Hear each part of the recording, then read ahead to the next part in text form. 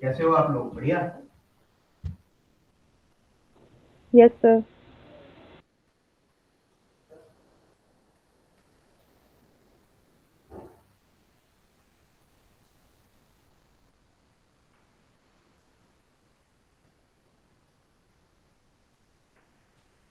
Note pad चल नहीं रहा, बुला लो सर को, बोल देता हूँ। ठीक है सर, चलो सर आ रहे हैं अभी 2 मिनट में। ठीक है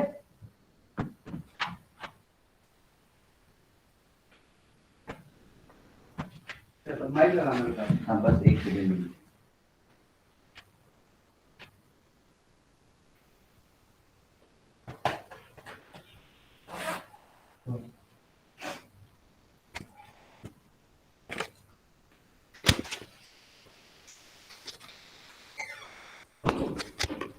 ये तो बंद ही रहेगा।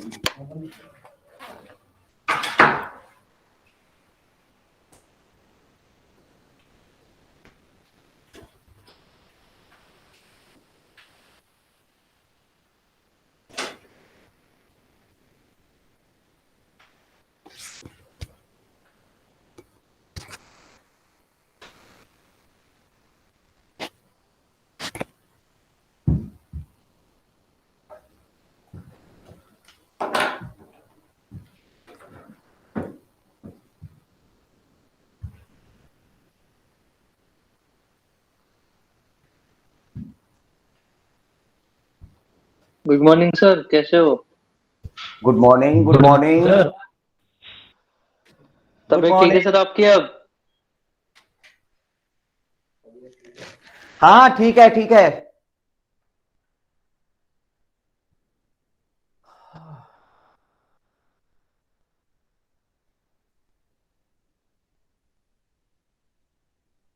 आप सब आ गए हो?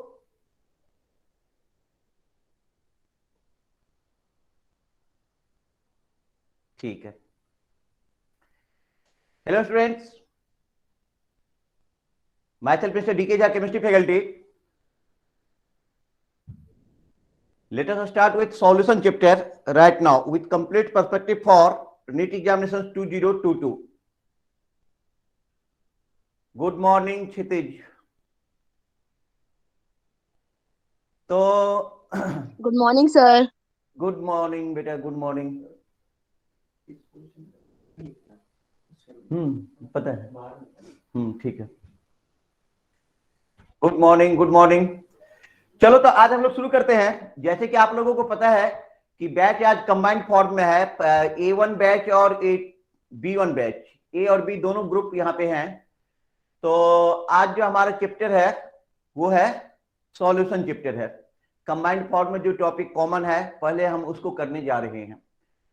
ठीक है। और कुछ पोर्शन आपको इधर मेरी तरफ से होगा और कुछ पोर्शन उधर द्विजेश सर कराएंगे। ठीक है। तो जो बच्चे फर्स्ट डे हो, माने फर्स्ट टाइम हम लोग मिल रहे हैं, उनके लिए भी कोई बात नहीं है। ठीक है, सब ठीक रहेगा। आप लोग आराम से पढ़ाई करो।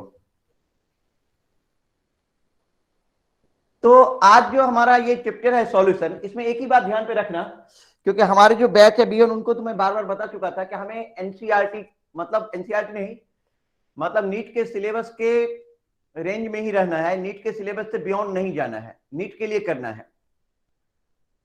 तो नीट से थोड़ा भी लेफ्ट और राइट नहीं होना है। हाँ ये बात है कि जो भी चैप्टर, जो भी टॉपिक करा दूंगा उसमें से कोई भी क्वेश्चन आपको नीट से स्लिप नहीं करेगा। ऑलमोस्ट सारे क्वेश्चन आपको बन जाएंगे। Let us start right now. तो आज जो हमारा यहाँ पे चैप्टर है,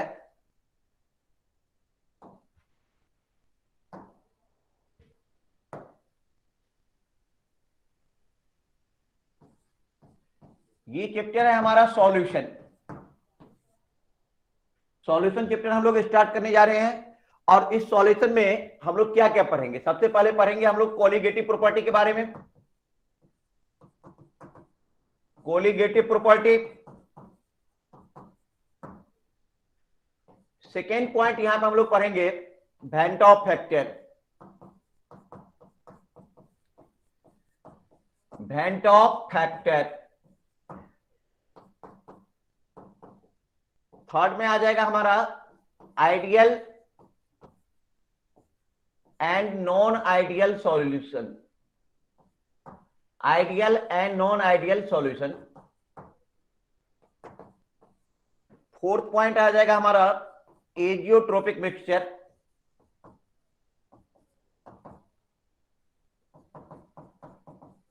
एजियोट्रोपिक मिक्सचर। इसके बाद हम लोग देखेंगे solubility of gas,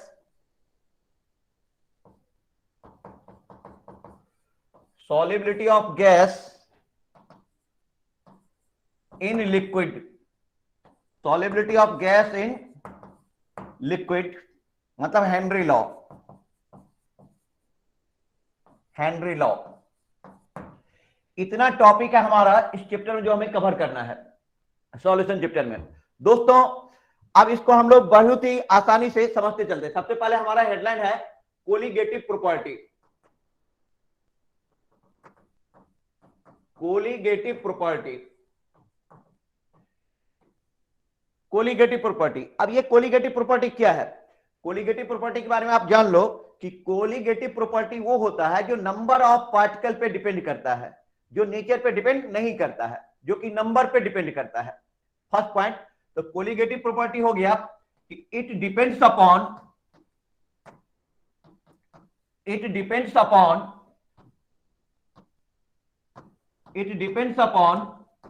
number of particle, it depends upon number of particle and not nature of particle, and not nature of particle। ये नंबर ऑफ पार्टिकल पे डिपेंड करेगा और नेचर ऑफ पार्टिकल पे डिपेंड नहीं करेगा। मतलब पार्टिकल का nature क्या है उससे इसको कोई मतलब नहीं है, इसको नंबर से मतलब है। जैसे 5 नंबर है, 7 नंबर है, 9 नंबर है, नंबर बदलेगा तो ये बदल जाएगा। तो colligative property completely depends upon number of particle, it not depends upon nature of particle. Colligative property के अंदर में हम लोग पढ़ेंगे 4 point. Relative lowering of vapour pressure,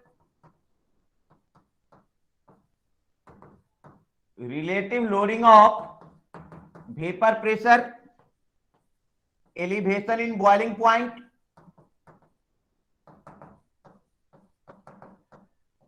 elevation in boiling point, depression in freezing point,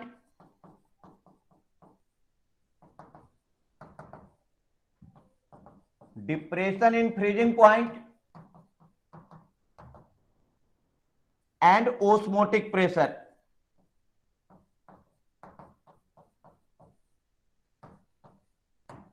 osmotic pressure note करो आप लोग। Sir ये फर्स्ट पॉइंट क्या लिखा है? Relative lowering of vapour pressure.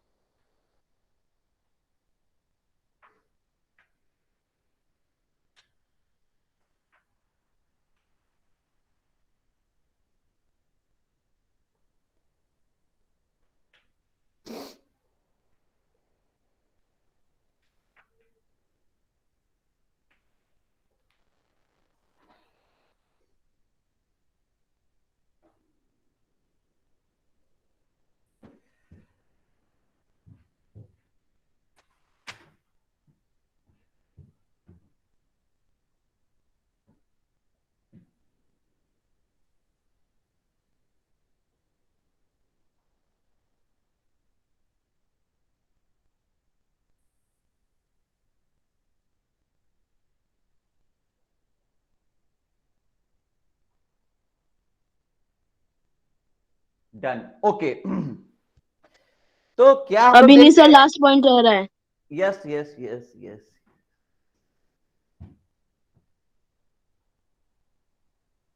Tanu Kashyap, done done बेटा डन, ओके।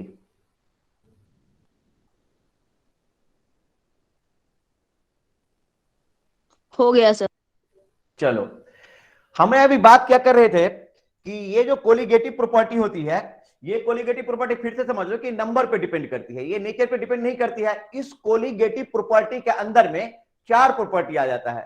फर्स्ट हो गया relative lowering of vapour pressure, second हो गया elevation in boiling point, third हो गया depression in freezing point, and fourth हो गया ऑस्मोटिक प्रेशर। अब बहुत ही आराम से इसको समझते हुए चलते हैं।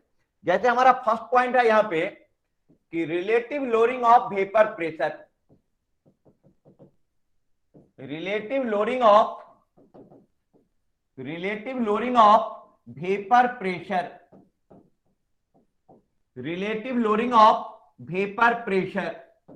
अब इसको मैं समझा रहा हूं, जरा आप लोग ध्यान से समझना कि क्या होता है कि लेट अस सपोज, हम मान लेते हैं, let us suppose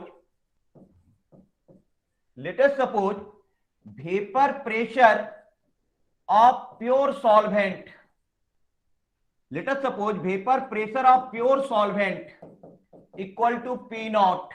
vapour pressure of solvent हमने क्या मान लिया? P नॉट, P नॉट मान लिया। वैसे वेपर प्रेशर क्या होता है? यदि आपसे पूछा जाए कि व्हाट इज वेपर प्रेशर, तो सिंपली यदि आप वेपर प्रेशर को एक्सप्लेन करना चाहोगे तो vapour pressure is the pressure exerted by vapour. Vapour pressure is the pressure exerted by vapour, ठीक है। तो ये कह रहा है कि प्योर सॉल्वेंट जब प्योर स्टेट में है तो हमने मान लिया कि उसका वेपर प्रेशर है पी नॉट। सॉल्वेंट जब प्योर स्टेट में है, प्योर स्टेट का क्या मतलब? जैसे वाटर है, इसमें सिर्फ वाटर ही है, उसके अलावा और कुछ नहीं है। उस कंडीशन में हमने मान लिया कि इसका प्रेशर है पी नॉट, इसका प्रेशर है पी नॉट। अच्छा, जब इस सॉल्वेंट में हम सॉल्यूट डाल देंगे, जब इस सॉल्वेंट में हम सॉल्यूट डाल देंगे तो क्या होगा? तो यहां पर हम लिख रहे हैं कि pressure of solvent in presence of solute, pressure of solvent in presence of solute equal to मान लो आप PS। Pressure of solvent in presence of solute equal to मान लो आप PS। Pressure of solvent in presence of solute का क्या मतलब हो गया? Pressure of solution, pressure of solution, pressure of solution. तो सॉल्यूशन का प्रेशर हमने मान लिया PS। अब आपको बताना है कि सॉल्वेंट का प्रेशर ज्यादा है या सॉल्यूशन का प्रेशर ज्यादा है। तो एक बात बताओ कि मान लो कि ये एक कंटेनर है, लेट अस सपोज कि यहां पे ये कंटेनर है और इसमें ये सॉल्वेंट है, ये कंटेनर है, इसमें सॉल्वेंट है। अब इस सॉल्वेंट का जो वेपर प्रेशर जिसको हमने पी नॉट माना है, वो वेपर प्रेशर क्या होता है कि pressure exerted by vapour, one point. Second point, vapour pressure किस किस फैक्टर पर डिपेंड करते हैं जिसके बारे में हम आगे देखेंगे भी, लेकिन अभी जान लो कि vapour pressure is directly proportional to surface area. जिसका जितना ज्यादा सरफेस एरिया होगा उसका वेपर प्रेशर उतना ज्यादा होगा। यहां पे आप देख रहे हो कि ये सरफेस एरिया है, ये सरफेस एरिया है और इस सरफेस एरिया से वेपर निकल रहा है, इस सरफेस एरिया से वेपर निकल रहा है। तो प्योर स्टेट में, जब सॉल्वेंट प्योर स्टेट में है तो इसका वेपर प्रेशर है पी नॉट। जब इस सॉल्वेंट में हम कोई सॉल्यूट डाल देते हैं, जब इस सॉल्वेंट में हम कोई सॉल्यूट डाल देते हैं तो ये बन जाएगा सॉल्यूशन। जब इस सॉल्वेंट में हम कोई सॉल्यूट डाल देंगे तो ये बन जाएगा सॉल्यूशन। मान लो इसमें हमने कुछ सॉल्यूट डाल दिया तो ये बन गया आपका सॉल्यूशन। मान लो ये सॉल्यूट है, ये सॉल्यूट है, ये सॉल्यूट है, ये सॉल्यूट है। तो अब जब तुमने इसमें सॉल्यूट डाल दिया तो क्या हो रहा है कि इसका जो सरफेस एरिया है, इसका जो सरफेस एरिया है वो कम हो गया। अब वेपर इधर से निकलेगा, अब वेपर यहां से निकल रहा है, अब वेपर यहां से निकल रहा है। इसका मतलब जैसे ही सॉल्वेंट में हमने सॉल्यूट डाल दिया, जब ये सॉल्यूशन बन गया, इसका वेपर प्रेशर क्या कर जाएगा? डिक्रीज कर जाएगा। इसका वेपर प्रेशर डिक्रीज क्यों करेगा? क्योंकि इसका सरफेस एरिया डिक्रीज कर रहा है, क्योंकि इसका सरफेस एरिया डिक्रीज कर रहा है। तो लेट अस सपोज कि हमने मान लिया कि vapour pressure of pure solvent equal to P not. Pure solvent का वेपर प्रेशर कितना है? P not. And vapour pressure of solvent in presence of solute कितना है? पीएस। पीएस है। तो ये जो पी नॉट है और ये पीएस है, तो पीएस का वैल्यू पी नॉट से कम है, पीएस का वैल्यू पी नॉट से कम है। अब ये जो पी नॉट माइनस पीएस हो गया, यही हो गया lowering of vapour pressure. Note कर लो पहले।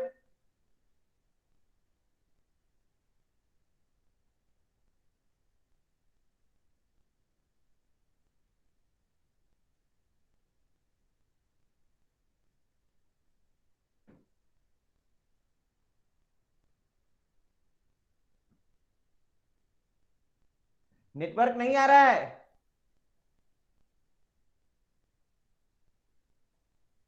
अच्छा, ठीक है ठीक है ठीक है ठीक है संग्राम, मैं दोबारा एक्सप्लेन करता हूं।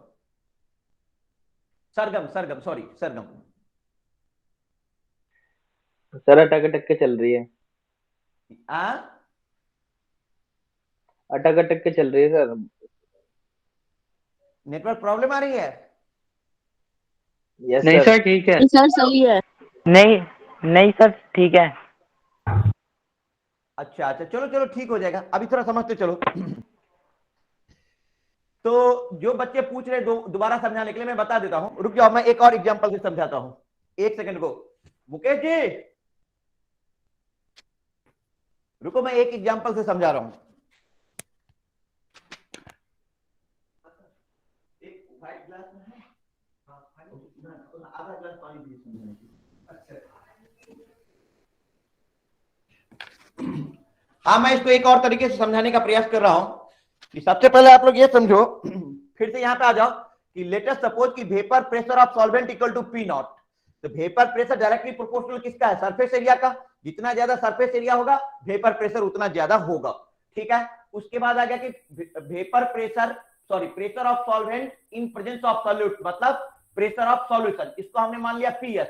जब इसमें सॉल्वेंट में हमने सॉल्यूट डाल दिया, जब इस सॉल्वेंट में हमने सॉल्यूट डाल दिया तो ये क्या बन गया? ये बन गया सॉल्यूशन। अब इसका सरफेस एरिया कम हो गया, अब इसका सरफेस एरिया कम हो गया तो ये क्या हो गया? इसका वेपर प्रेशर डिक्रीज कर जाएगा, क्योंकि वेपर प्रेशर डायरेक्टली प्रोपोर्शनल है सरफेस एरिया का। इसको आप दूसरे तरीके से ऐसे समझो कि मान लो ये ग्लास है और इसमें ये सॉल्वेंट रखा हुआ है, ग्लास में ये सॉल्वेंट है, आप लोगों को दिखाई दे रहा है? ग्लास में ये सॉल्वेंट है। अच्छा, इस ग्लास में सॉल्वेंट है तो इसका जो वेपर प्रेशर होगा वो इसके इस सरफेस एरिया पे डिपेंड करेगा। जो सरफेस एरिया आप देख रहे हो, इस सॉल्वेंट में जब आप मार्कर नाम के इस सॉल्यूट को डाल दो तो जरा गौर करना, कोई चेंज हो रहा है? कुछ चेंज हुआ? ये इसका सर सरफेस एरिया एरिया कम हो डिक्रीज गया। कर जाएगा। इसका सरफेस एरिया कम हो जाएगा। अच्छा रुक जाओ, इसमें अब मैंने एक और मार्कर डाल दिया तो क्या फर्क दिख रहा है? एरिया और कम हो और जाएगा। कम हो जाएगा। सरफेस कम हो एरिया रहा और डिक्रीज हो गया। है। एक मिनट, इसका मतलब जो वेपर प्रेशर डिक्रीज कर रहा है वो किस बात पे डिपेंड कर रहा है? जो वेपर प्रेशर डिक्रीज हो रहा है वो इस बात पे डिपेंड कर रहा है कि आप सॉल्यूट कितना डाल रहे हो, सॉल्यूट के मोल पे डिपेंड करेगा, और अल्टरनेटली फाइनली ये सॉल्यूट के मोल फ्रैक्शन पे डिपेंड करेगा, सॉल्यूट के मोल फ्रैक्शन पे डिपेंड करेगा। तो यहां पे यदि हम इसको ऐसे देखें कि P not minus P S, P not minus P S ये हो जाएगा आपका lowering of vapour pressure, lowering of vapour pressure, P not minus P S ये हो जाएगा lowering of vapour pressure, and P not minus P S upon P not ये आपका हो जाएगा relative lowering of vapour pressure, relative lowering of vapor pressure,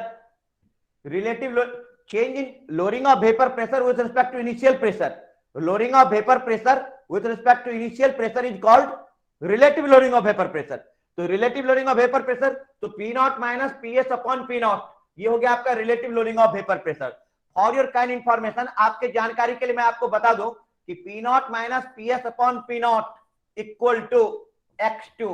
अब यहां पर जो हम सिंबल लेने जा रहे हैं जरा आप गौर करके देखो कि एनसीईआरटी का सिंबल यूज कर रहे हैं। X2 इक्वल टू मतलब हो गया mole fraction of solvent, sorry mole fraction of solute. NCERT के सिंबल से हम यूज कर रहे हैं X2 equal to mole fraction of solute, X1 equal to mole fraction of solvent, mole fraction of solvent. X2 equal to हो जाएगा N2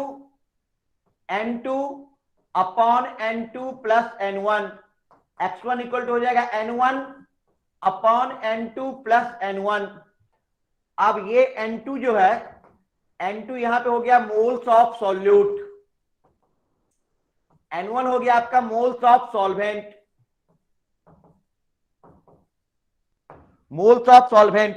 अब आप यहां पे देखो कि P naught minus P S upon P not equal to X2, that means what कि P naught minus P S upon P not equal to N2 divided by N2 plus N1,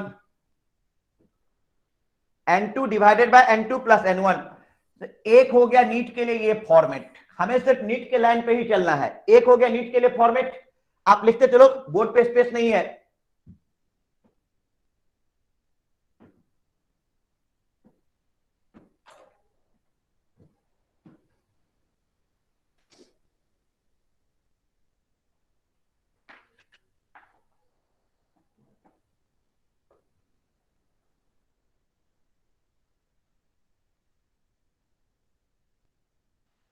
sir N2 क्या है? Moles of solute.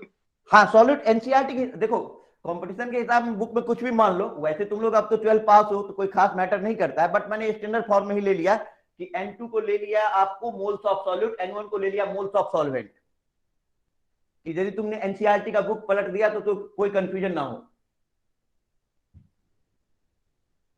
और आज से हमारा strategy यहाँ पे ऐसे चलेगा कि एक टॉपिक जैसे हम ये बताएंगे तो इसका क्वेश्चन यहीं पे करेंगे, पहले कमांड करवा देंगे, फिर अगले टॉपिक सेकंड टॉपिक पे हाथ देंगे, क्योंकि ऑफलाइन है नहीं कि सामने मैं देखता रहूंगा। लास्ट एक्सप्रेशन ये वाला बेटा, P not minus P S upon P not equal to N2 by N2 plus N1।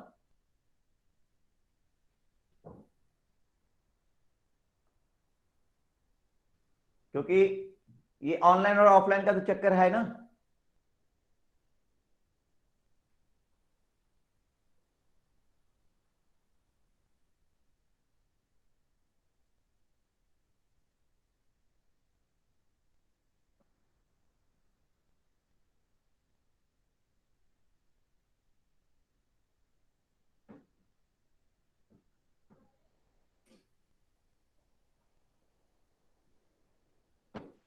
Sir ये N2 क्या लिख रखा है? Moles of solvent. हाँ, एक मिनट दादा, N2, एक मिनट जस्ट वेट, फिर से मैं बता देता हूं कि X2 हो गया mole fraction of solute, X1 हो गया mole fraction of solvent, N2 हो गया मोल्स ऑफ सॉल्यूट, N1 हो गया मोल्स ऑफ सॉल्वेंट।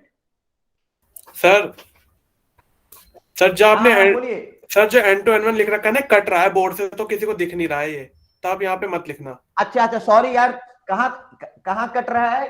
N2 और N, सॉरी, मैं आगे से ध्यान रखूंगा। सिर्फ कंप्लीट नोट कर लिया। अभी कंप्लीट कर लो, मैं आगे से ध्यान रखूंगा इस बात का। हो गया सर। ओके। अब जरा गौर करके देखो कि आखिर नीट चाहता क्या है। आखिर नीट क्या चाहता है? नीट की तो ऐसी तैसी अभी यहीं पे करके रखूंगा। आखिर नीट क्या चाहता है ये देखो। नीट चाहता है कि P not minus P S upon P not equal to X2 equal to N2 अब bye N1 plus N2, N1 plus N2। यदि यहीं पे कंडीशन डाल दे कि कुछ ऐसा कर दे नीट कि 1 माइनस, दोनों तरफ से 1 से माइनस कर दो, 1 minus P not minus P S upon P not equal to 1 minus X2 equal to 1 minus N2 अब बाय N1 प्लस N2। ये क्या हो जाएगा? इसका एलसीएम ले लो, ये हो गया पी नॉट, इधर हो जाएगा आपका P not minus P nought अब minus P S equal to यहां पे हो जाएगा आपका N1 plus N2 minus N2 by N1 अब प्लस N2। तो पी नॉट से पी नॉट कैंसिल हो गया, माइनस माइनस प्लस, ये हो जाएगा P S upon P not equal to N2 से N2 कैंसिल, ये हो जाएगा N1 by N1 plus N2। अच्छा, पीएस क्या हो गया? Vapour pressure of solution by vapour pressure of solvent equal to mole fraction of solvent equal to X1। ये एक नया रिलेशन आ गया।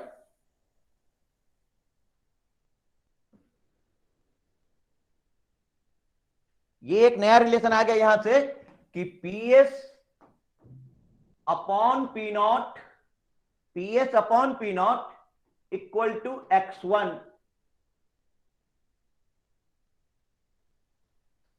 X1 equal to N1 by N1 plus N2।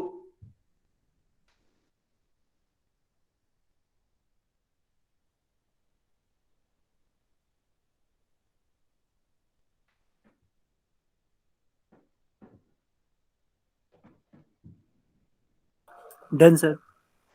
Okay, sir हमने 1 minus x Q को क्या लिखा? One में, अरे मोल fraction of solute plus mole fraction of solvent, किसी भी दो, दो का, तीन का, पांच का, 10 का, सबके मोल फ्रैक्शन का सम क्या होता है? 1। यस सर, यूनिटी आता है। Yes sir. एक मिनट यहां पे समझो, जैसे x1 mole fraction of solvent है और x2 mole fraction of solute है, इक्वल टू क्या आ जाएगा? 1। कैसे? x1 इक्वल टू क्या होता है बोलो?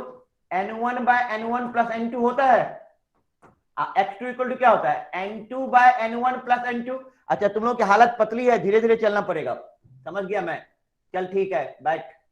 N1 by N1 plus N2 plus N2 by N1 plus N2, बेटा दोनों का सम करो तो, दोनों को सम कर दो तो ये हो जाएगा N1 अब प्लस N2। इसका एलसीएम ऊपर में क्या आ जाएगा? N1, ऊपर में आ जाएगा N1 अब प्लस N2। इस दोनों को कैंसिल कर दो तो कितना हो गया? 1 हो गया। तो मतलब मोल फ्रैक्शन का सम क्या आता है? 1 आता है। तो x1 plus Yes, sir. x2 1 आ गया। तो यहां पर जो आपने लिखा था 1 माइनस x2, तो 1 x1 plus x2 equal to 1, तो x1 इक्वल टू क्या आ जाएगा? 1 माइनस x2। तो इसी 1 माइनस x2 को ये लिखे हैं, 1 माइनस x2 इक्वल टू क्या? ओके सर, ओके सर, हो गया। एकदम धीरे धीरे चलो, कोई जल्दबाजी नहीं यार, कोई जल्दबाजी नहीं है। आसिफ भैया कैसे हो? हाँ सर साइड होना थोड़ा सा। हाँ बोल। बढ़िया सर, बढ़िया। हाँ चल चल चल चल ठीक है। अब जरा और भी सीखते हैं थोड़ा। एक बार बताओ कि अभी आप लोगों ने क्या लिखा था कि P not minus P S upon P sir एक नॉट। बार प्रीवियस स्लाइड लगाना सर, क्या लगाऊं? प्रीवियस स्लाइड लगाना सर, एक लास्ट वाला रह गया सर। अच्छा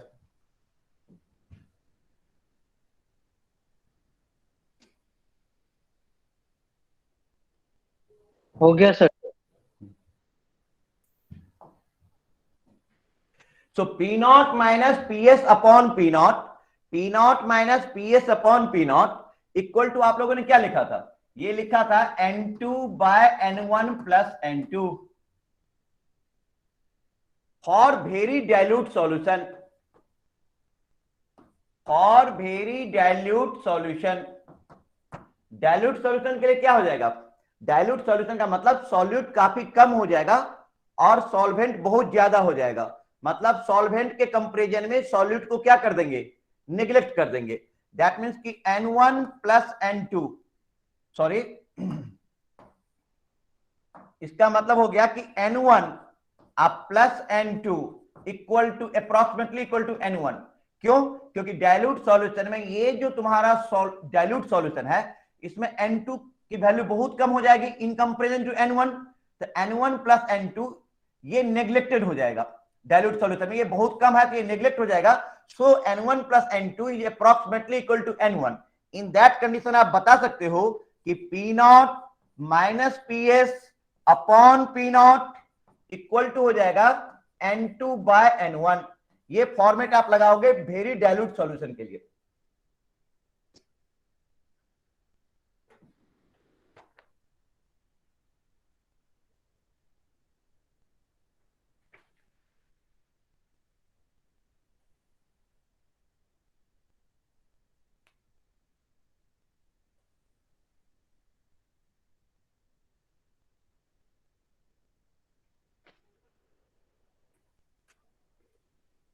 रिटेन? Yes sir. हाँ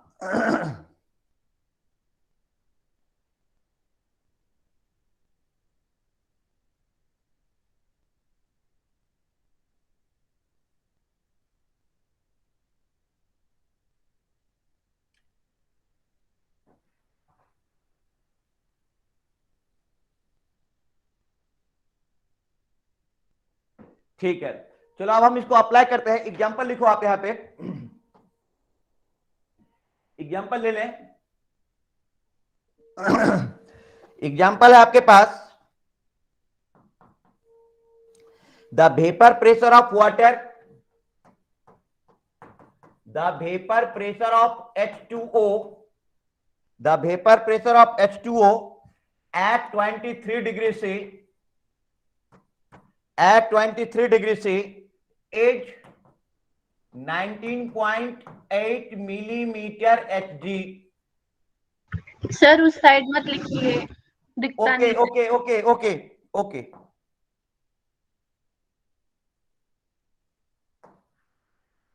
the vapour pressure of H2 at 23 degree C is 19.8 millimetre,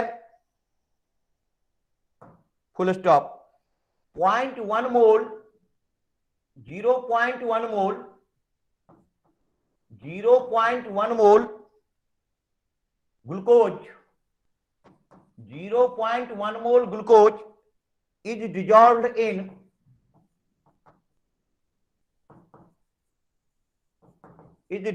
in 178.2 gram of water। What is the vapor pressure? What is the vapor pressure in millimeter? What is the vapor pressure in millimeter of the resultant solution? Of the resultant solution, resultant solution।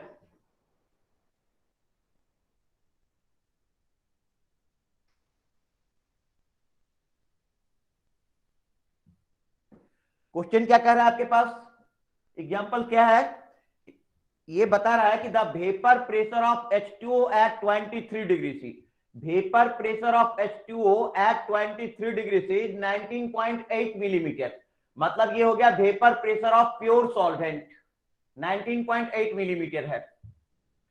अब कह रहा है कि 0.1 mole glucose is dissolved in 178.2 gram of H2O। ये जो 0.1 मोल है ये solute का मोल है, और ये जो ग्राम वेट दिया है ये सॉल्वेंट का वेट दिया हुआ है। What is the vapour pressure of the resultant solution? तो सॉल्यूशन का वेपर प्रेशर आपसे पूछा जा रहा है, सॉल्यूशन का वेपर प्रेशर क्या होगा? तो सबसे पहली बात कि जो vapour pressure of pure solvent है वो कितना है, 19.8 मिलीमीटर Hg, मिलीमीटर है। Okay, vapour pressure of solution आपको निकालना है। ओके, आपके पास जो मोल्स ऑफ सॉल्यूट है वो है 0.1, अब मोल्स ऑफ सॉल्वेंट आप निकाल लो, given mass by molecular mass, तो 178.2 डिवाइडेड बाय 18 H2O का मास, ठीक है, गिवन मास बाय मोलिकुलर मास। अब 178.2 को 18 से डिवाइड करो, ये डिवाइड करके तुम लोग तो 9.9। वेरी गुड, कौन है, वेरी गुड, ये आ गया आपका 9.9, 9.9 लिखो आप लोग।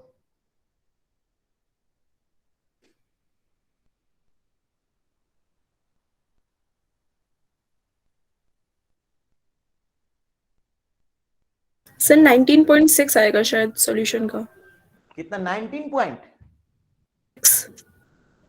शायद नहीं नहीं 178.2 है ना। नहीं sir, total vapour pressure of solution answer अच्छा, वेपर प्रेशर सॉल्यूशन आंसर बोल रहे हैं कितना, 19.6।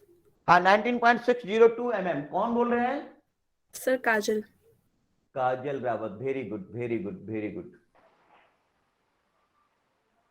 हाँ सर ठीक है 19.6। हाँ हाँ हाँ ठीक है, आ गया, यस सर। बहुत सही। अच्छा, तो यदि हम इसको हम आगे बढ़ाएंगे तो ये एक बताओ कि अभी एक फॉर्मूला लिखे थे तुम लोगों ने कि P0 upon PS equal to X1 लिखा था, तो P0 कितना है 19.8, अब बाय PS निकालना है, X1 कितना हो जाएगा, x1 है मोल फ्रैक्शन ऑफ सॉल्वेंट। तो सॉल्वेंट का मोल फ्रैक्शन, तो सॉल्वेंट का मोल 9.9 बाय 9.9 अब प्लस 0.1, तो ये हो जाएगा 9.9 हो जाएगा आपका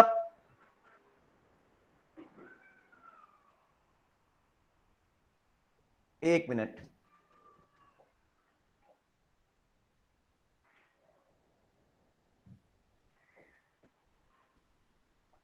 PS upon P naught, sorry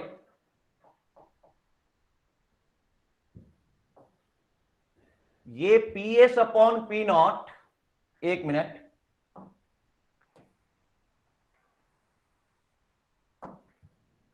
PS upon P naught equal to x1, तो vapour pressure of solution equal to x1 into P not.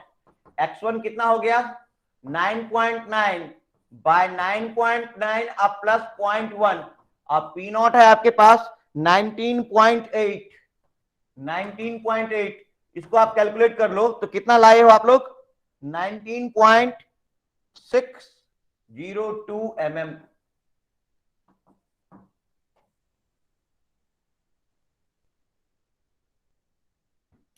ठीक है, चलो अभी तो फर्स्ट था, कम से कम हम 10 एग्जाम्पल लेंगे। सेकेंड, जब तक ट्रेंड नहीं हो जाओगे तब तक छोड़ूंगा नहीं। देखो, what is the vapour pressure of solution,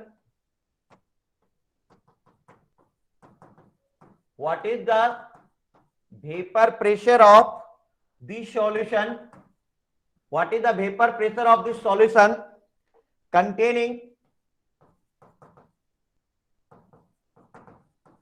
containing 34.2 gram of sucrose, 34.2 gram of sucrose.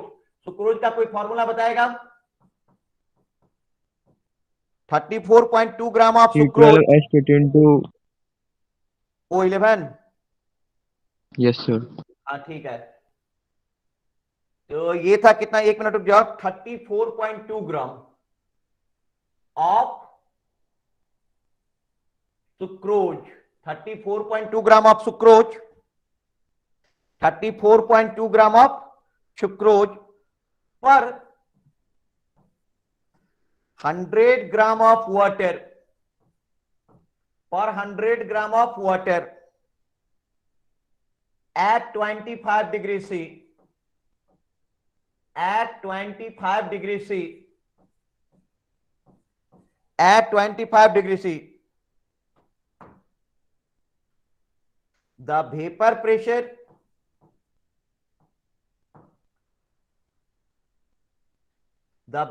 pressure of H2O at 25 degree C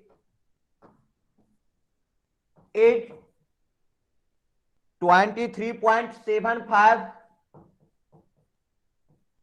mm, option A 20.3, option B 23.10, option C 23.33, option D none।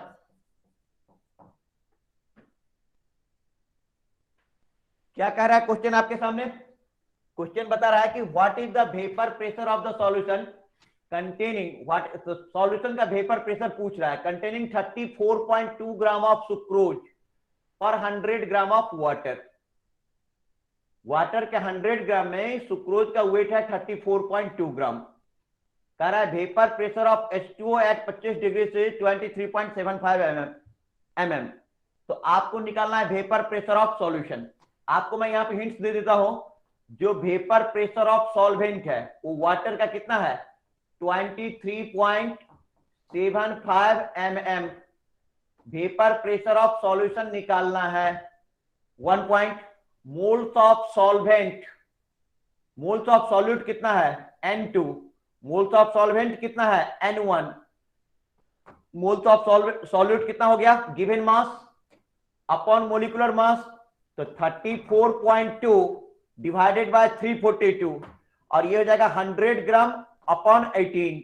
अब आप लोग निकालो वेपर प्रेशर ऑफ सॉल्यूशन। अब आप लोग निकालो vapour pressure of solution.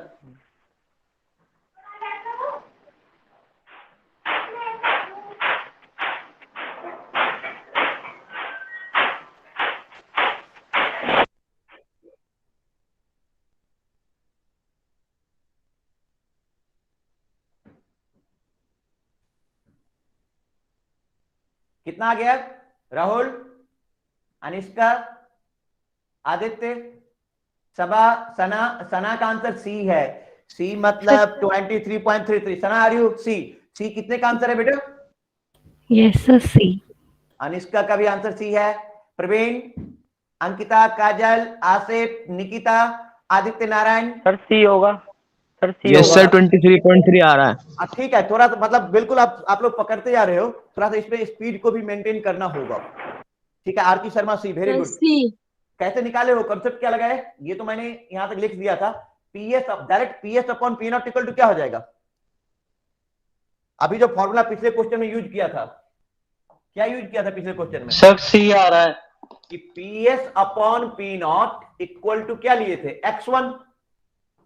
PS upon P not, तो PS equal to P not into x1। P not कितना है? पी नॉट कितना था? 23.75। 23.75 और x1 हो गया mole fraction of, sorry, x1 हो गया मोल फ्रैक्शन ऑफ सॉल्वेंट। तो सॉल्वेंट, तो mass of solvent 100 upon 18 sir 5.5। By 100 upon 18 अब प्लस 34.2 डिवाइडेड बाय 342। अच्छा, इसको कैलकुलेट कर दिया तुम लोगों ने 5.5 या 5.55? 5.55। ये कट गया 1/10 0.1, ये हो जाएगा 23.75 इंटू 5.5 ही ले लो बाय 5.5 और 0.1 तो 5.6।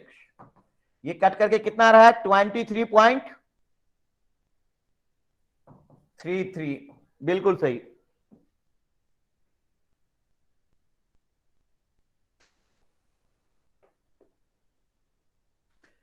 ठीक है, कर लिए?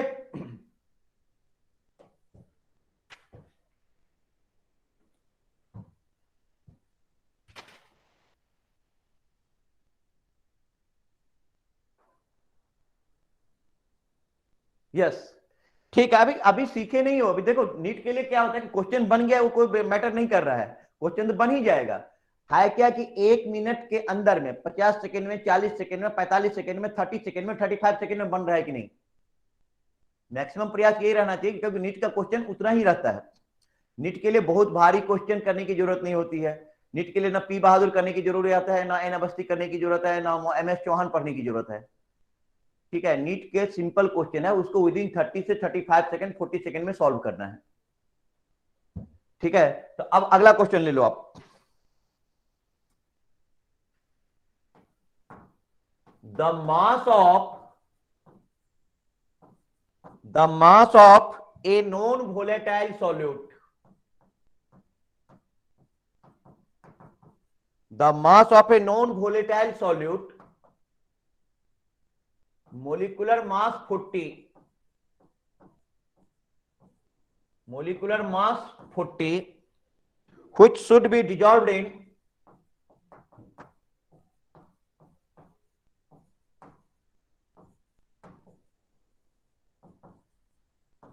which should be dissolved in 114 gram octane to reduce its vapor pressure, to reduce its vapor pressure to TO2 80% will be option A 20 gram, option B 30 gram, option C 10 gram, option D 40 gram। बोलो, समझ करके करना।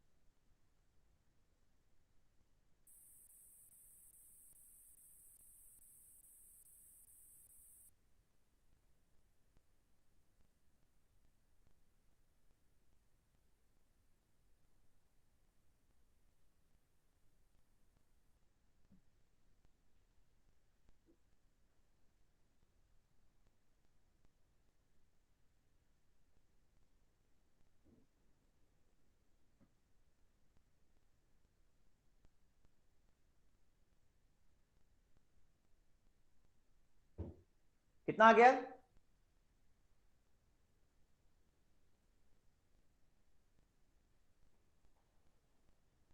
कोई नहीं। The mass of a non volatile 10 gram. Solid molecular mass sir 10 40 है। Gram. Sir 10 gram. 10 gram option C. Option C 10 gram. Yes कौन बोल रहे हैं? परवेज। परवेज। Yes sir. एक मिनट रुक जा। Option C 10 gram. देखता हूं वेदर यू आर राइट और रॉन्ग, और आंसर का इंतजार है मुझे। वसुंधरा बता रही है सी होगा, सी मतलब 10 ग्राम। ठीक है, 2 बच्चे का जवाब 10 आया है। करो करो करो करो करो। और बच्चे को मैं देख रहा हूं, सी आ रहा है 10 ग्राम। शुभम भैया का सी है, आरती शर्मा, आरती दीदी का भी सी ही है, खुशी खुशी का तो तब से नेटवर्क आ रहा है और जा रहा है। तो बाबू की 3 बच्चे हैं इसमें, क्लास में इतने बच्चे बैठे हुए हैं। सर 1 घंटे की क्लास निकल गई मेरी। रिम्सा सी, रिम्सा का भी जवाब सी है। ठीक है, वेरी गुड रिम्सा। आदित्य बोलो। यस सर, अभी कर रहे हैं कितना? सर, कर रहे हैं, अभी कर रहे हैं सर। करो करो करो। Parvez, I got your answer, C तुमने बोला था ना? Yes sir. हाँ हाँ। सर अरे 1 आवर की क्लास निकल गई है सर। 1 आवर की क्लास निकल गई है सर, अभी अभी आया हूँ मैं। सर मेरा तो अब आ ही नहीं रहा, मेरा तो अलग ही आ रहा है। सर 10 ग्राम आएगा। शिवम कितना बोल रहा है? 10 ग्राम ही आएगा। हाँ, 10 gram is the right answer. तो परवेज तुम्हें अभी ब्रेक चाहिए?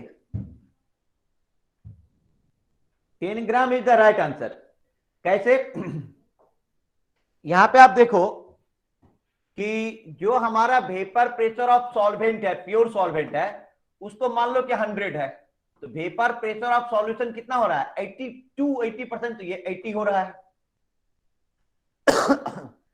तो PS upon P not equal to हम लोग क्या लेते हैं? Mole fraction of solvent X1। तो PS equal to P naught into X1। So X1 equal to PS upon P naught. PS हो गया 80 अपॉन 100, ये कट गया, ये आ गया 0.8। ये आ गया 0.8। तो मोल फ्रैक्शन ऑफ हमें निकाला, हाँ, mole fraction of solvent equal to 0.8। इसको तुम लिख सकते हो 0.8/1। तो X1 इक्वल टू आप क्या लिखोगे? 0.8 अब बाय 0.8 अब प्लस 0.2 लिख सकते हो। 1 को आप लिख सकते हो 0.8 अब प्लस 0.2, मतलब N2 अब बाय N2 अब plus N1। N2 by N2 plus N1। अब हमें किसका निकालना है? मोल। हमें वेट किसका निकालना है? हमें वेट निकालना है सॉल्यूट का। इसमें सॉल्यूट क्या है? 0.2 है। तो N1 इक्वल टू 0.2। N1 क्या हो जाएगा? Weight in gram by molecular weight. Molecular weight कितना दिया हुआ था?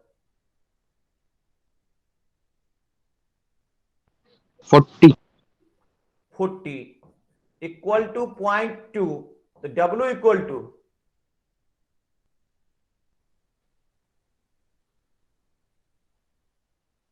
ये 8 ग्राम, ये कहीं पे गलती हो रहा है।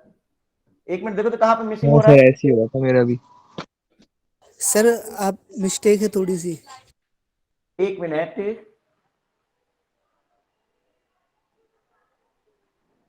हम्म 0.8। सर ये 2 क्यों लिया? 0.2 यहां से हमने मान लिया कि X1 equal to mole fraction of क्या है? सॉल्वेंट है। तो मोल फ्रैक्शन ऑफ सॉल्वेंट कितना हो गया? 0.8/1। तो 0.8/1 को क्या लिखोगे? 0.8। सर हाँ, सर N1 जब निकालेंगे हम ऑक्टेन के लिए तो 1.29 आएगा ना? ऑक्टेन दिया हुआ था। Yes, sir. एक मिनट 114 gram of octane. एक मिनट। अच्छा, sorry sorry sorry, non volatile what should be dissolve. Question था mass of a non volatile solute molecular mass 40 which should be dissolve in 114 gram of octane. ओहो, to reduce its pressure to, ओहो हो, ये 114 ग्राम दिया हुआ था, ये 114 ग्राम दिया हुआ था, सॉरी मैं तो ऐसे मान के चल गया, ये 114 ग्राम दिया हुआ था।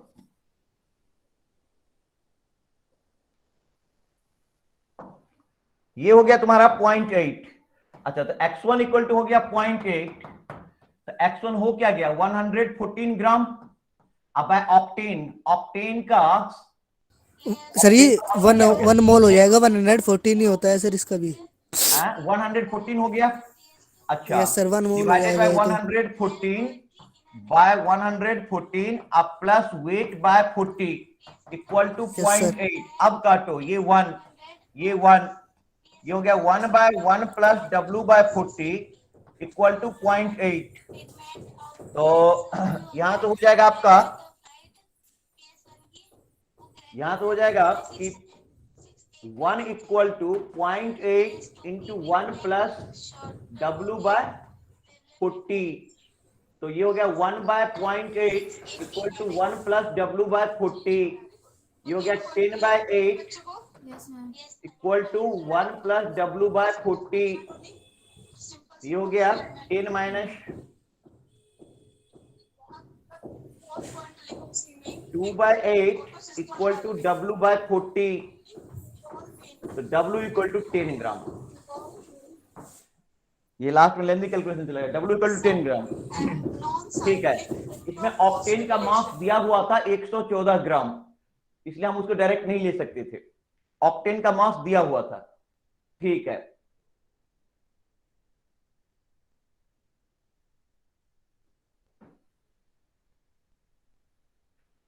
चलो इस पे हमने कुछ किया। अब हम इसके सेकेंड टॉपिक की तरफ चल रहे हैं, एलिवेशन इन बॉइलिंग पॉइंट की तरफ। आप लोग नोट कर लिए हैं? Yes sir. No, sir. करो करो।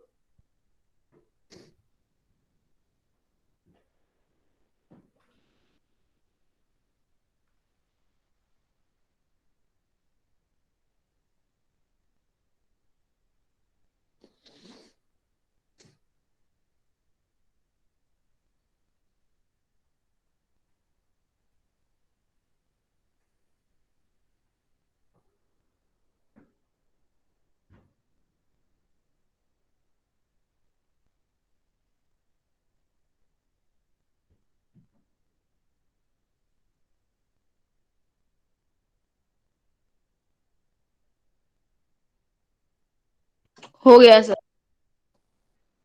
ठीक है, अब मैं क्वेश्चन पे फिर बाद में आऊंगा, पहले मैं इसका सेकेंड टॉपिक ले रहा हूं। सेकेंड टॉपिक है हमारे पास, इसको जरा आराम से समझना, elevation in boiling point. Elevation in boiling point.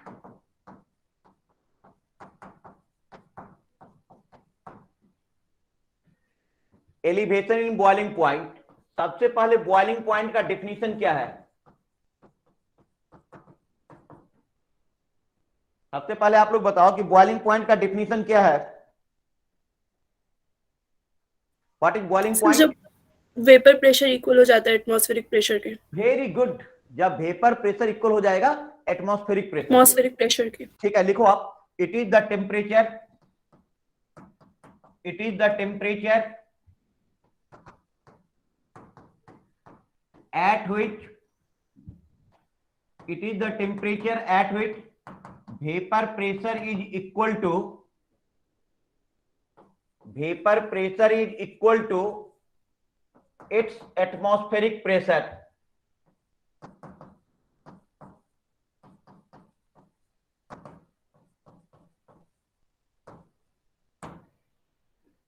vapor pressure is equal to its atmospheric pressure। अब ये जो एलिवेशन इन बॉइलिंग पॉइंट है, इसके बारे में आप यहां पे सिंपल सा लॉजिक से समझो। कि ये हमारे पास कंटेनर है, इस कंटेनर में ये प्योर सॉल्वेंट है। लॉजिक समझना परवेज, ये प्योर सॉल्वेंट है, इसका अपना कोई वेपर प्रेशर होगा, कुछ होगा। जब तुम इसमें सॉल्यूट डाल दोगे, नॉन वोलेटाइल सॉल्यूट डाल दोगे, जब आप इसमें नॉन वोलेटाइल सॉल्यूट डालोगे तो इसका वेपर प्रेशर क्या हो जाएगा, कम हो जाएगा, डिक्रीज कर जाएगा। तो इसका वेपर प्रेशर डिक्रीज कर जाएगा। अब उसी वेपर प्रेशर को मेंटेन करने के लिए टेम्परेचर को क्या होना पड़ेगा, राइज होना पड़ेगा। That's rise in temperature or change in temperature is called elevation in boiling point. तो डेल्टा टीबी जो है, डेल्टा टीबी ये डायरेक्टली प्रोपोर्शनल हो जाएगा मोलैलिटी का। मोलैलिटी का तुम पूछोगे सर डेल्टा टीबी क्या है, तो डेल्टा टीबी होता है boiling point of solution, boiling point of solution minus boiling point of solvent. Delta TB equal to boiling point of solution minus boiling point of solvent. Sir एक बार repeat कर दो। एक मिनट दादा, सबसे पहले एकदम ध्यान से देखो कि बॉइलिंग पॉइंट क्या होता है। बॉइलिंग पॉइंट वो टेम्परेचर है जिसपे वेपर प्रेशर एटमॉस्फेरिक प्रेशर के बराबर हो जाता है। बॉइलिंग पॉइंट वो टेम्परेचर है जिसपे वेपर प्रेशर एटमॉस्फेरिक प्रेशर के बराबर हो जाता है। मान लो ये कंटेनर है और इसमें ये सॉल्वेंट है, इसका अपना कुछ वेपर प्रेशर था, मान लो P0 था। जब आप इसमें सॉल्यूट डाल दिए तो इसका वेपर प्रेशर क्या हो गया, डिक्रीज कर गया, और डिक्रीज होकर के कितना आ गया, PS। अब ये PS P0 के बराबर हो, उसके लिए क्या होना पड़ेगा, टेम्परेचर को इंक्रीज करना पड़ेगा।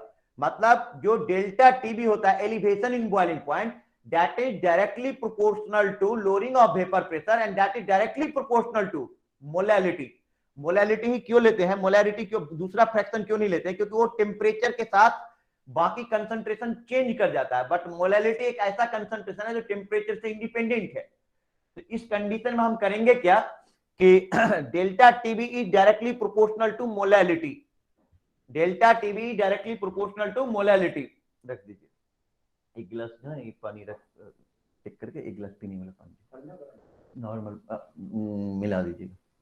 Delta TB is directly proportional to molality. तो डेल्टा टीबी ठीक है, डायरेक्टली प्रोपोर्शनल टू मोलैलिटी होता है। तो boiling point of solution, delta TB है क्या, boiling point of solution minus boiling point of solvent. अब आप पहले इसको नोट करो, फिर मैं इसको ग्राफ के हेल्प से पहले क्लियर करता हूं, फिर आगे बढ़ूंगा।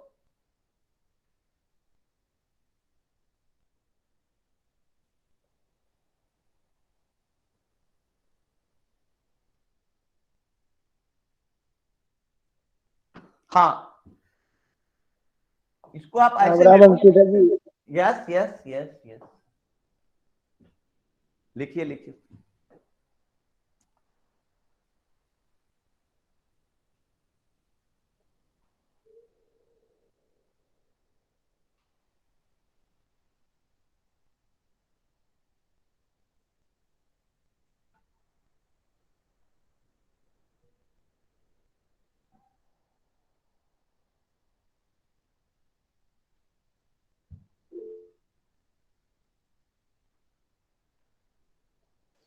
सर ठीक है, तबीयत तुम्हारी अब? हो गया सर। सर तबीयत हो गया ठीक है सर। अब?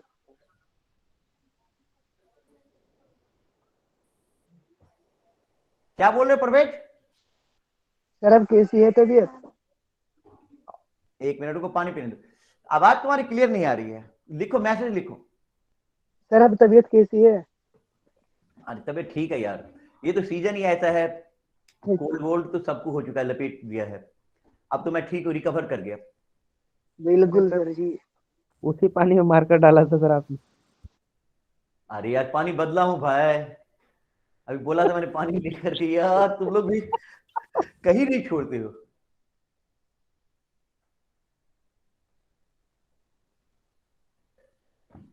मार्केट बेटा ऐसा मत समझ, मेरे पास चाय भी है। हाँ सुन, पढ़ाने दे थोड़ा। अब मेरा, अब एक बार बताओ, मेरा सीधा सवाल है तुम लोगों से कुछ बच्चे का तो नेटवर्क इतना आ जा रहा है तो पता ही नहीं चल रहा है कि कब आ रहा है कब जा रहा है। ये है वेपर प्रेशर और ये है आपका temperature. Now my simple straight question to all of you right now, मेरा सीधा सवाल है तुम लोगों से कि ये है तुम्हारा लाइन वेपर प्रेशर को, ये मान लो ये लाइन है एटमॉस्फेरिक प्रेशर के बराबर। इस पी नॉट को मान लो बेटा, इसको मान लो पी नॉट, और ये पी नॉट मान लो आप एटमॉस्फेरिक प्रेशर, एटमॉस्फेरिक प्रेशर, ठीक है, एटमॉस्फेरिक प्रेशर है। मान लो ये प्योर सॉल्वेंट का लाइन है, pure solvent, Asif pure solvent मान लो बेटा कि ये टी नॉट टेम्परेचर, या जो भी मान लो टी नॉट टेम्परेचर ही मान लेता हूं कि ये टी नॉट टेम्परेचर पे इस सॉल्वेंट का जो वेपर प्रेशर होता है वो एटमॉस्फेरिक प्रेशर के बराबर हो जाता है। जब इस सॉल्वेंट में कुछ सॉल्यूट मिला दो, जब इस सॉल्वेंट में कुछ सॉल्यूट मिला दो तो ये क्या बन जाएगा, ये बन जाएगा सॉल्यूशन। मान लो solution of first step, solution of first step.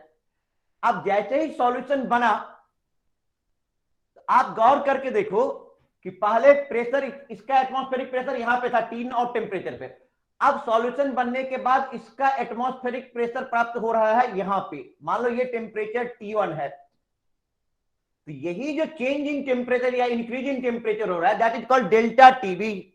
या मान लो हमने इसमें और भी सॉल्यूट डाल दिया, इसको मान लो solution of second type, solution of second type, तो सॉल्यूशन ऑफ सेकेंड टाइप, तो अब इसको एटमॉस्फेरिक प्रेशर पे जाने के लिए टेम्परेचर को और भी बढ़ाना पड़ेगा T2। तो पहले जब प्योर सॉल्वेंट था उस कंडीशन में एटमॉस्फेरिक प्रेशर वेपर प्रेशर के बराबर हो रहा था, वेपर प्रेशर एटमॉस्फेरिक प्रेशर के बराबर हो रहा था T नॉट टेम्परेचर पे, सो T not is called boiling point of solvent. अब वही जब सॉल्वेंट में हमने सॉल्यूट डाल दिया, जब सॉल्वेंट में सॉल्यूट डाल दिया तो ओवरऑल उसका सरफेस एरिया कम कर गया, सरफेस एरिया कम हो गया तो वेपर प्रेशर कम हो गया। अब उतना ही वेपर प्रेशर को अटेन करने के लिए टेम्परेचर को बढ़ना पड़ेगा और that is called delta TV. तो ये जो चेंज आ रहा है, ये जो डिफरेंस आ रहा है, ये जो इंक्रीज हो रहा है that is called delta TV, and delta TV is called elevation in boiling point. यही तुम्हारा हो गया delta TV, elevation in boiling point, elevation in boiling point, elevation in boiling point. अब ये जो डेल्टा टीवी है, ये डेल्टा टीवी, अच्छा तुम लोग इस ग्राफ को ड्रॉ करो। सर एक बार दोबारा बताना। हाँ बताऊं क्या, पहले ग्राफ ड्रॉ करोगे? एक मिनट ग्राफ ड्रॉ करो तो मैं चाय फिनिश कर रहा हूं। Yes sir. Good boy.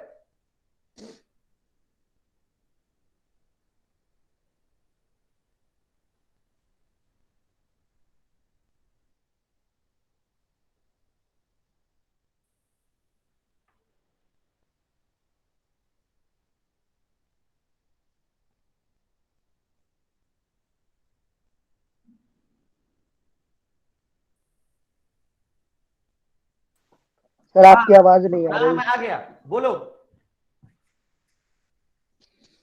ये लिख लिया? No, ये sir. लिख लिए? Yes sir.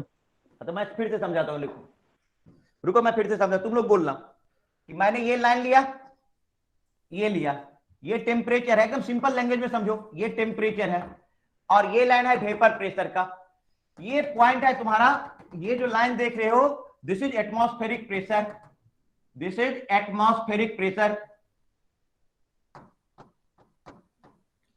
एटमॉस्फेरिक प्रेशर, ये आपका एटमॉस्फेरिक प्रेशर है। अब ये है सॉल्वेंट, छोटो बेटा ये है सॉल्वेंट। अब ये सॉल्वेंट इस पॉइंट पे जा करके, इस सॉल्वेंट इस पॉइंट पे जा करके इसका वेपर प्रेशर एटमॉस्फेरिक प्रेशर के बराबर हो रहा है। तो इस पॉइंट पर जो टेम्परेचर होगा that is called boiling point of solvent, इसको हमने मान लिया T not, this is called boiling point of solvent.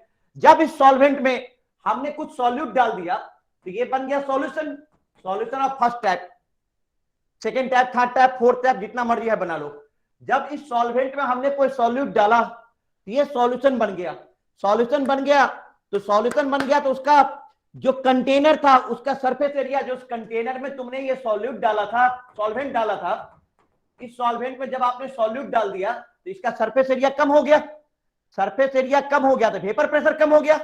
अब उसी वेपर प्रेशर, जितना से वेपर प्रेशर कम हुआ, उस वेपर प्रेशर को मेंटेन करने के लिए टेम्परेचर को बढ़ना पड़ा। तो बॉइलिंग पॉइंट जो होता है तो सॉल्यूशन का ज्यादा होता है किससे, सॉल्वेंट से। मान लो ये आप T1 टेम्परेचर पे जाकर के इसका बॉइलिंग, T1 टेम्परेचर पे जाकर के इसका वेपर प्रेशर एटमॉस्फेरिक प्रेशर के बराबर हो गया। T1 टेम्परेचर पे जाकर के इसका वेपर प्रेशर एटमॉस्फेरिक प्रेशर के बराबर हो गया, ठीक है, T1 टेम्परेचर पे। तो अब इस दोनों के बीच का जो टेम्परेचर का डिफरेंस होगा, that is called elevation in boiling point. और ये डायरेक्टली प्रोपोर्शनल होगा मोलैलिटी का, क्योंकि मोलैलिटी टेम्परेचर से इंडिपेंडेंट है, इसलिए कंसंट्रेशन में हम यहां पे पैमाना लेते हैं मोलैलिटी। तो delta TB directly proportional to molality. या मान लो तुमने और सॉल्वेंट में और सर डाल दिया तो और भी बढ़ता सर जाएगा, बॉइलिंग पॉइंट और भी बढ़ जाएगा। सर तो ये जो चेंज आया है, ये जो डेल्टा टीबी आया, ये एलिवेशन बॉइलिंग पॉइंट के इक्वल हो जाएगा सर? जो चेंज आया है वही sir, elevation in boiling point के इक्वल हो जाएगा ना डेल्टा टीबी? जो डेल्टा टीवी वही उतना से इंक्रीज किया है टेम्परेचर। ओके। अच्छा, अब चलो ये तो समझाने के लिए मैंने पॉइंट लिया था। तो अब तुम लोग लिख सकते हो कि delta TV equal to, sorry, delta TB अभी क्या लिखो, directly proportional to M. M का मतलब हो गया मोलैलिटी। अब आप लिख सकते हो कि delta TV when you change proportionality into equality we take a constant. तो delta TV equal to KB into M. KB को नाम हो गया यहां पे molal elevation constant, molal elevation constant, molal elevation constant, या इसको आप बोल सकते हो ebullioscopic constant, ebullioscopic constant, molal elevation constant या एबेलोस्कोपिक कांस्टेंट। तो केबी इक्वल टू हो जाएगा R TV square by 1000 LV. लिखिए,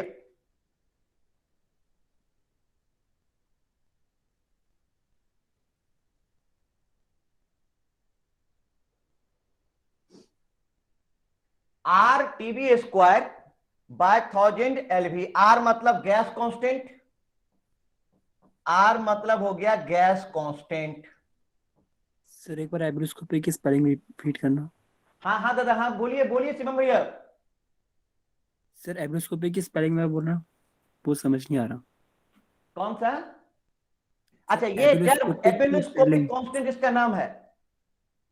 चाहे तो मोलल एलिवेशन कांस्टेंट बोलिए या एबेलोस्कोपिक कांस्टेंट बोलिए।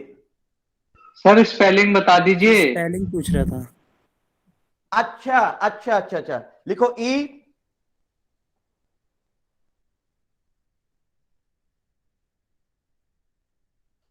Yes sir.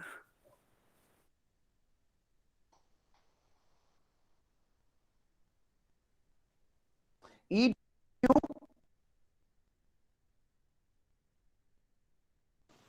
सर आपको म्यूट कर दिया है किसी ने, आपकी वॉइस नहीं आ रही।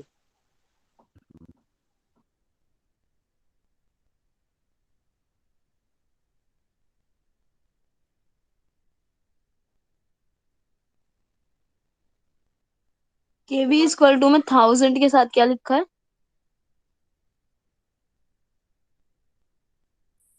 एलवी। Natural log.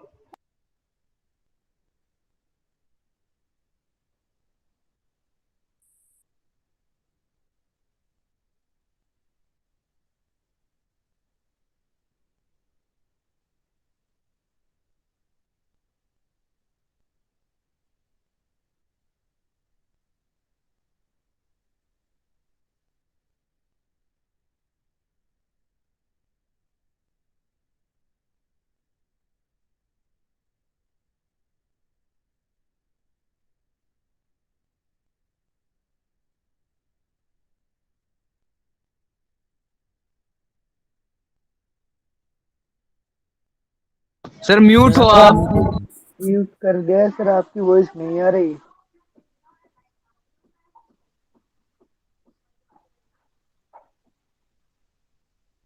भाई जिसने यार भी कोई किया मैसेज यार, कर कर दो। दो आप म्यूट।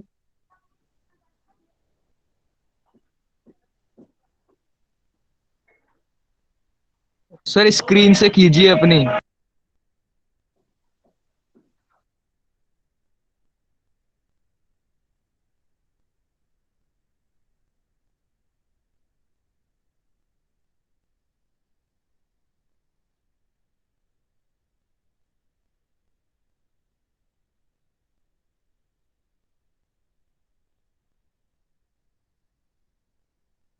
देखो तो अब हुआ। Yes sir. Yes, सर हो sir. गया। सर आ रही है। Yes, sir.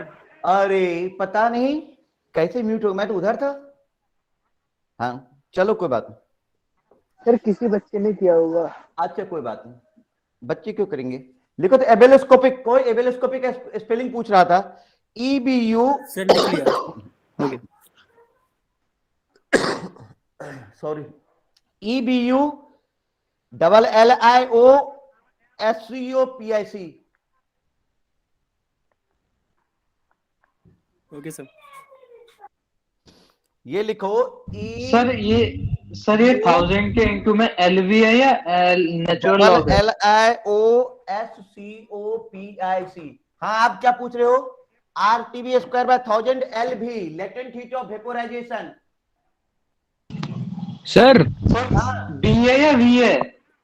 LV B में B मतलब सर V है B। V for victory. हाँ ठीक है sir. Okay sir.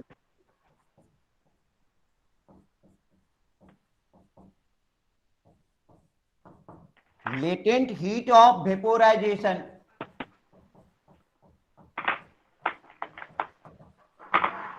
TB equal to ले लो बॉइलिंग पॉइंट ऑफ सॉल्वेंट।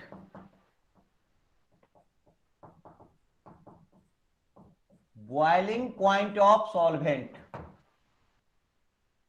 अच्छा फिर नीचे वाला कट गया क्या। Yes sir. ओए, देख देख, यही सब तो सर थोड़ा दिक्कत है। ऊपर। हाँ ऊपर फिर लिखूंगा और क्या, 10 बार लिखूंगा। TB equal to boiling point of solvent.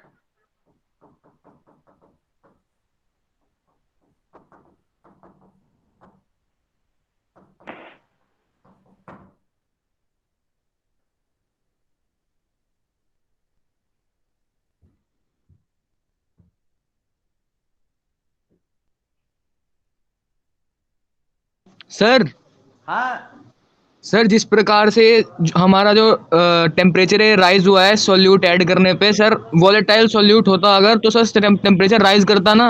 अबे अभी ये जितना प्रोसेस कर रहे हैं वो नॉन इलेक्ट्रोलाइट नॉन वोलेटाइल के लिए। जैसे ही वोलेटाइल लेंगे वैसे ही सारा गेम बदल जाएगा। अच्छा जैसे ही इलेक्ट्रोलाइट लेंगे सारा गेम बदल जाएगा। जैसे मैं इस टॉपिक को ओस्मोटिक प्रेशर तक ले जाऊंगा ना, उसके बाद यस सर। ओस्मोटिक प्रेशर तक करने के बाद मैं तुम्हें दूंगा इलेक्ट्रोलाइट और वोलेटाइल। अब जब इलेक्ट्रोलाइट और वोलेटाइल दूंगा तो फिर मैं यूज करूंगा वेंटो फैक्टर आई, अच्छा क्योंकि ये नंबर पर डिपेंड करता है। जैसे वोलेटाइल होगा तो नंबर चेंज हो जाएगा, जैसे इलेक्ट्रोलाइट होगा तो नंबर चेंज कर जाएगा। और कोलिगेटिव प्रॉपर्टी नंबर पे डिपेंड करती है, तो सारा चेंज हो जाएगा सिस्टम। अच्छा। अभी तो ओके इतना सर। पे रखो, नॉन इलेक्ट्रोलाइट नॉन वोलेटाइल पे। Okay sir.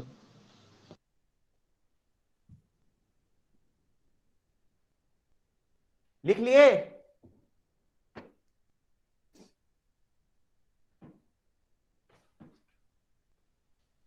हो गया सर।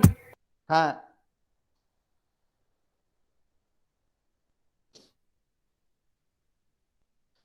हाँ तुमने आसिफ कुछ पूछ रहा था। LV latent heat of vaporisation होता है ऑफ सॉल्वेंट इन कैलोरी पर ग्राम में लेना होता है। कैलोरी पर ग्राम। आसिफ हाँ सर क्लियर है सर। हाँ हाँ good boy good boy. Latent heat of vaporisation of solvent in calories per gram. Latent heat of vaporisation of solvent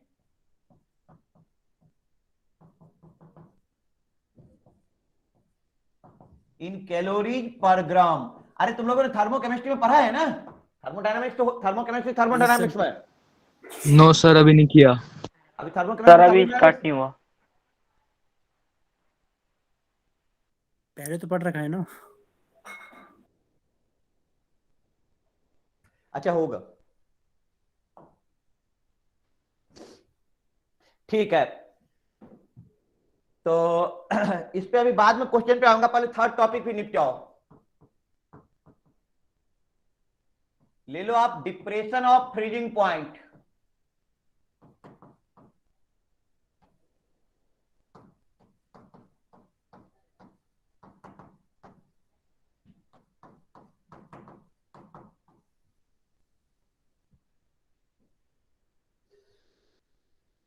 depression of freezing point,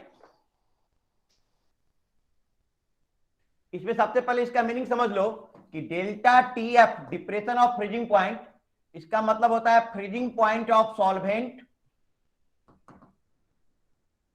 freezing point of solvent minus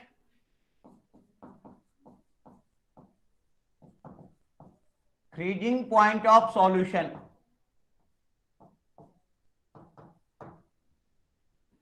freezing point of solvent minus freezing point of solution. Freezing point of solvent minus freezing point of solution. Sir 2 second के लिए पीछे वाला page दिखाना। पीछे वाला, इससे पीछे वाला बेटा,